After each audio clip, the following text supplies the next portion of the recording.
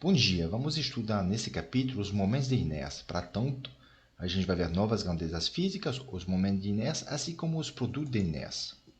Além disso, a gente vai apresentar um teorema muito importante para poder calcular esses momentos, que é o teorema dos eixos paralelos, e vamos ver no final uma ferramenta bem interessante para facilitar a sua determinação e o uso, que é o círculo de Mohr. Enfim, a gente vai se concentrar somente em superfície, portanto, em duas dimensões. Bom, os momentos de inércia ou momento de segunda ordem, como a gente vai defini-lo?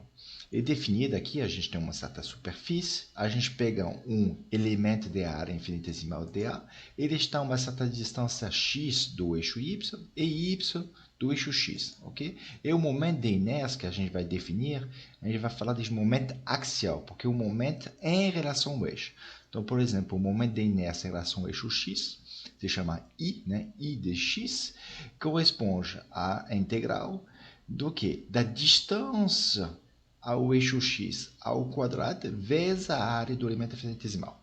Tá bom? Sempre distância ao quadrado vezes área. Então, você vê que o momento de inércia tem qual dimensão? A dimensão do comprimento à potência 4. Além do mais, ele sempre vai ser positivo. Então, ele se chama momento de segunda ordem, porque se você lembrar bem, a gente viu no capítulo que introduziu o centroide o momento de primeira ordem. Era uma fórmula muito parecida. A diferença é que para o momento de primeira ordem, a potência da distância até o eixo era uma potência que valia 1, ok? Na segunda ordem, vale 2 e assim por diante, ok? Então, se a gente agora vê a definição para o momento de inércia em relação ao eixo y, a distância que nos interessa é x. Então, vai ser a integral de x quadrado dA. Então, cuidado, ok? Que aqui parece que está invertido, mas se você raciocina com distância até o eixo, você não vai ter nenhum problema. A gente pode calcular esses momentos de inércia por integração. Então, o que vai ser? Então, pegando esse elemento definitivo dA bem simples, ok? A gente pode calcular também ou se o momento de inércia é em relação ao eixo y, é em relação ao eixo x. Em relação ao eixo x, momento de inércia infinitesimal, porque a área é infinitesimal, ele vale o quê? A distância até o eixo x, y ao quadrado vezes a área. E a relação ao eixo y é x quadrado dA. Bom, para o corpo inteiro, a gente vai somar as contribuições de todos esses elementos infinitesimais que compõem o corpo.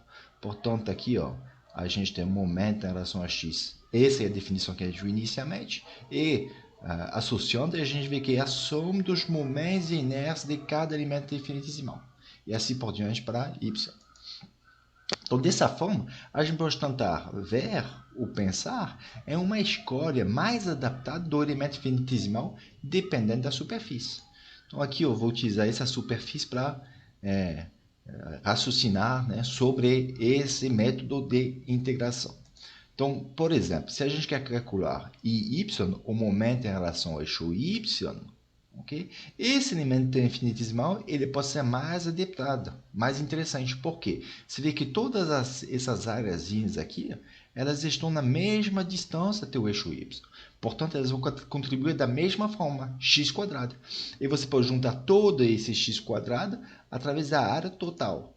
Então, a gente tem a área desse retângulo infinitesimal vertical, y dx. O momento de inércia em relação ao y desse elemento infinitesimal x² dA, você substitui aqui da x² de y dx, e quando você quer obter a contribuição total, basta fazer o quê? Basta integrar sobre todos os elementos infinitesimais. Então, você varre o x dessa posição até aqui.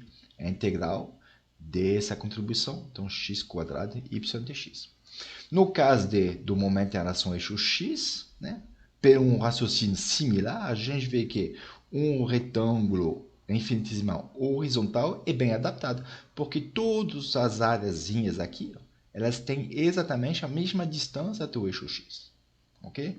Então, é um pouco mais complicado, mas o raciocínio é exatamente o mesmo. Você calcula a contribuição daquele elemento retangular horizontal e você soma sobre todos os elementos possíveis.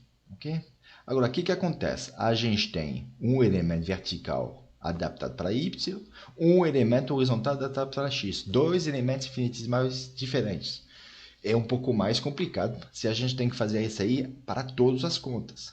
Será que a gente não pode escolher um elemento infinitesimal para todos? Então, para tanto, a gente vai primeiro calcular o momento de inércia em relação ao eixo x de um retângulo vertical.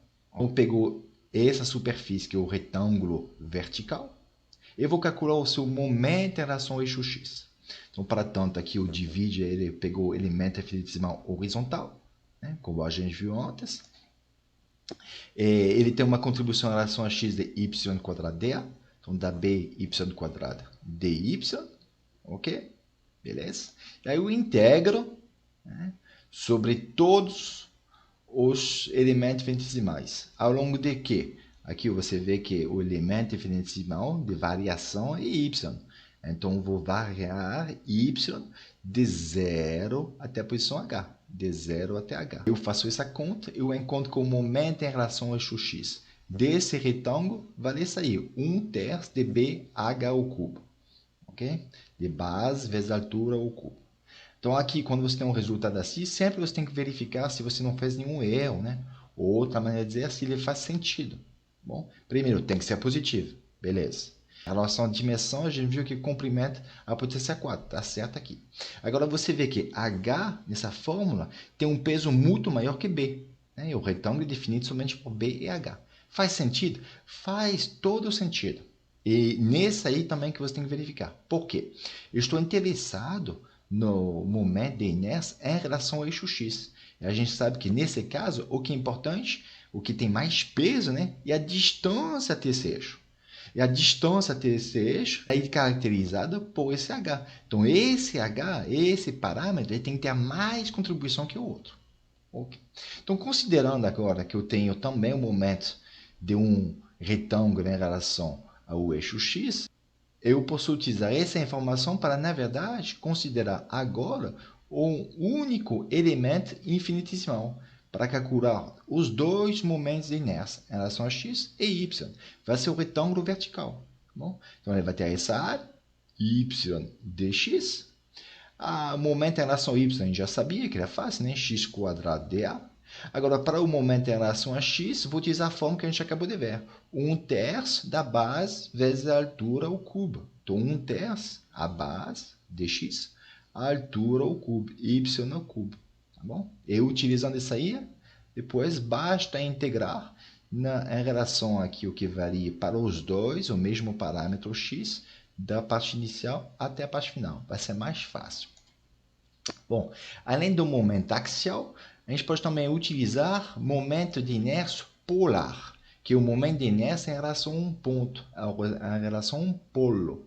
Bom, então, ao invés de ter a relação x, y, você pega um ponto aqui, ó, ponto O, e o que vai ser interessante vai ser a distância até esse ponto.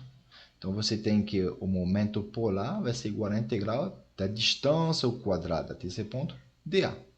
Uma propriedade interessante, né? Se você pegar dois eixos perpendiculares que se cruzam justamente nesse ponto, você descreve, né, por Pitágoras, r quadrado como a soma de y quadrado mais x quadrado, e você encontra que o momento polar é igual à soma dos dois momentos axiais.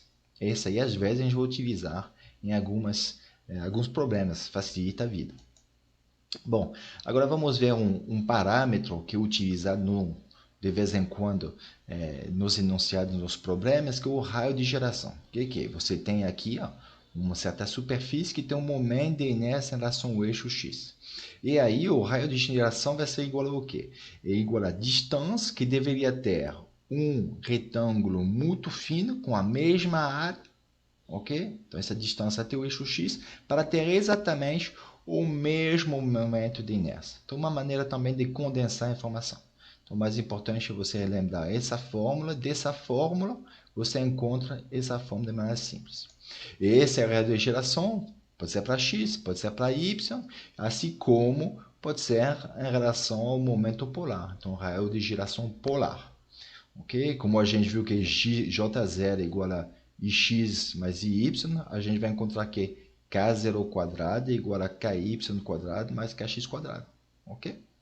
Bom, nesse exercício que vou resolver um vídeo separado, ele quer justamente que você calcule os momentos de inércia em relação a x e y para essa superfície definida, né, o cujo contorno é definido por essa função.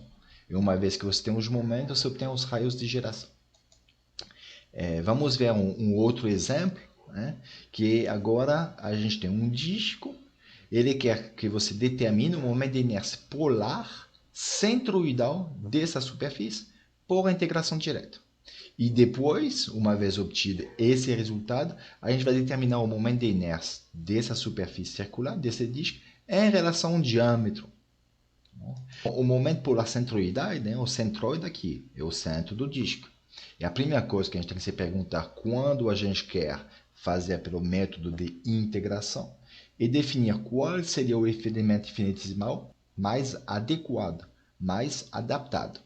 Bom, o importante momento de inércia, polar ou axial, é a distância até o eixo, a distância até o ponto.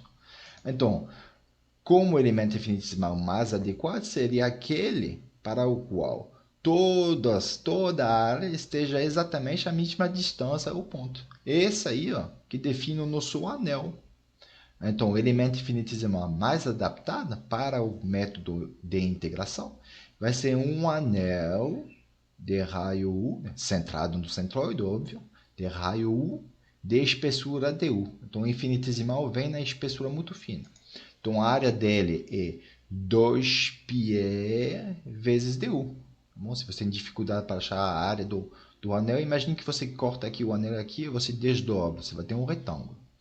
O momento de inércia polar em relação desse anel é o que? Distância ao quadrado, o quadrado vezes a área, dA. E depois basta integrar entre os limites da integração, o U ele vai de 0 até o raio do disco, do momento polar da área infinitesimal, o quadrado vezes 2π du. Aí você faz essa integração e você encontra esse valor do momento polar. Tá, O igual a πr potencial 4 sobre 2. A segunda pergunta, que é determinar o momento de inércia do disco em relação ao diâmetro, a gente vai utilizar justamente uma das propriedades do momento polar.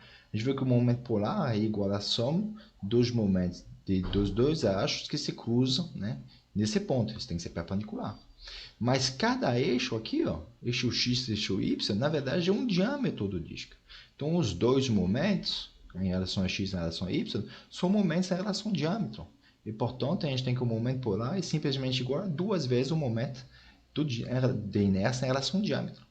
E, finalmente, o momento de inércia em relação ao diâmetro vale πr potencial 4 sobre 4. Ok?